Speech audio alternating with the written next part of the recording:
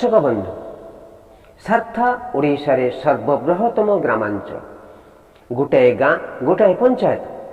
यह सारथार विकास पाई तार विभिन्न अंचल को गमनागमन सुव्यवस्था पाई मुख्यमंत्री का सड़क योजना रे चली काम। देखंतु यही रास्ता जाइछि सारथा भानुगिरी छकरू बड़गोला गुरुचर पदा पुणी सुरेंद्र प्रधान छकरू बाहरी बड़गोला गुरुचर पदारे प्रथम रास्ता सहित मिशी अछि।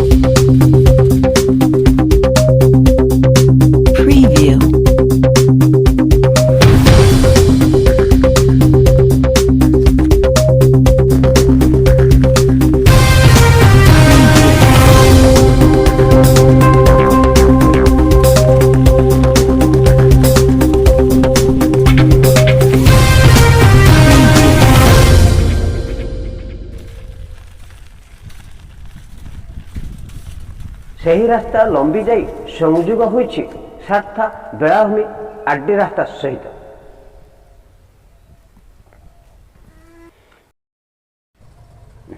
दर्शक बंधु एबे आसंतु जानिबा रास्ता निर्माण विषय।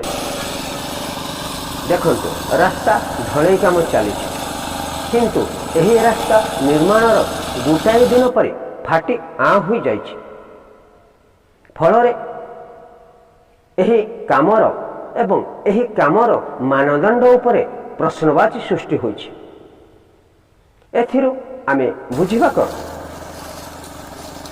ढलई हेउथिबा मसला रे भागमाप त्रुटि रहुछि।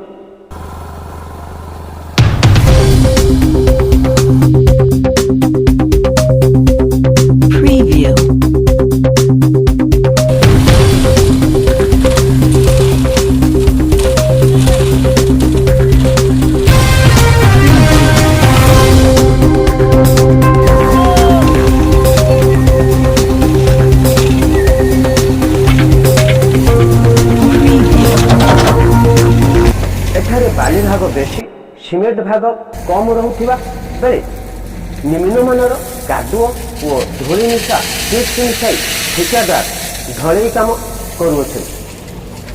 देखंतु एही चिप्स को एही धूली और कादुओ मिशा चिप्स को केमिति मिशा जाउछि।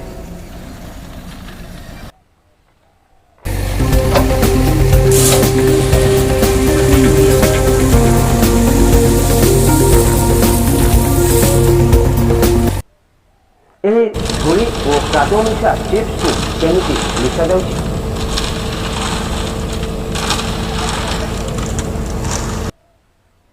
पुणी सेही भली देखंतु रास्ता निर्माण हेउथिबा 1 किमी दूररू गुळा जाइथिबा मसला को ट्रैक्टर द्वारा अणा जाई ढलई काम करा जाउछि। दर्शक बंधु एठारे जदि ठिकादार जो बड़ मिक्सचर मेसिन मसला गुळाइबारे साहाय्य करे और गुड़ा जाइथिबा मसला को दूर जगह को नेबा पाई व्यवहार करा जाए सही मेसिन व्यवहार करिथान्ते आपत्ति नथिला। किंतु ट्रैक्टर द्वारा गुड़ा मसला को नेबा समय रे सही मसला सबू आस्ते आस्ते जमाट बांधिबा को जाउछि। पुणी मसला रे अल्प पानी देई गड़ा जाउथिबा मसला रे ढलई करा जाउछि। ଠିକାଦାର ଏଇଭଳି ନିଜ ଇଚ୍ଛାରେ ବାଟମରଣା ନୀତିରେ କାମ କଲେ ରାସ୍ତାର ଭବିଷ୍ୟତ କ'ଣ ହେବ?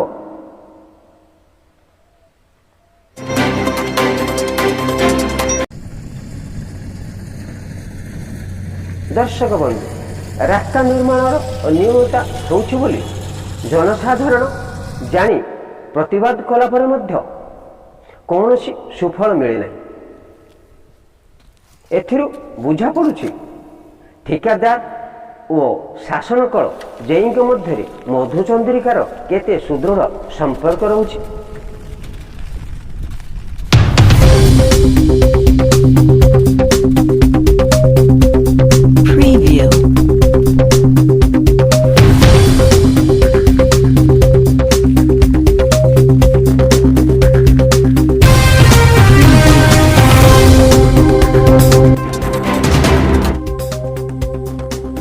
ଦର୍ଶକ ବନ୍ଧୁ, ଏଠାରେ ପ୍ରଶାସନ ଜାଣି ରଖିବା ଦରକାର, ବିଗତ 2 ବର୍ଷ ପୂର୍ବରୁ ଏହି ଠିକାଦାର ମହୋଦୟ ସାର୍ଥା ଛକ ହାଣ୍ଡିଆଭାଟି ଛକଠାରୁ ଭାୟା ମେଘା ବିକୁ ମାର୍କେଟ ରାସ୍ତାକୁ ନିର୍ମାଣ କରିଥିଲେ। ଆଜି ସେହି ରାସ୍ତାର ପରିସ୍ଥିତି ଦେଖନ୍ତୁ। ସେହି ରାସ୍ତା ଭାଙ୍ଗି ଖଣ୍ଡ ଖଣ୍ଡ ହୋଇଗଲାଣି।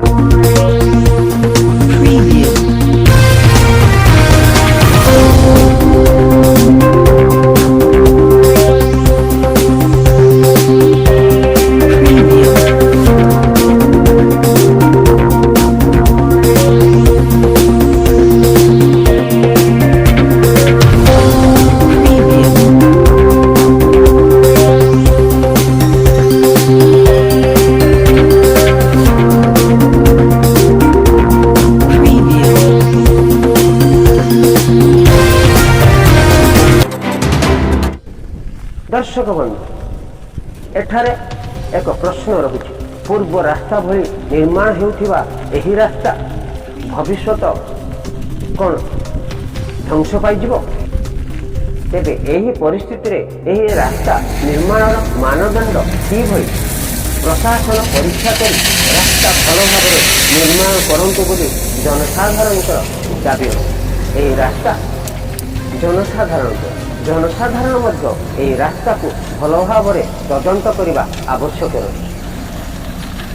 ମୁଁ ରୋହିତ କୁମାର।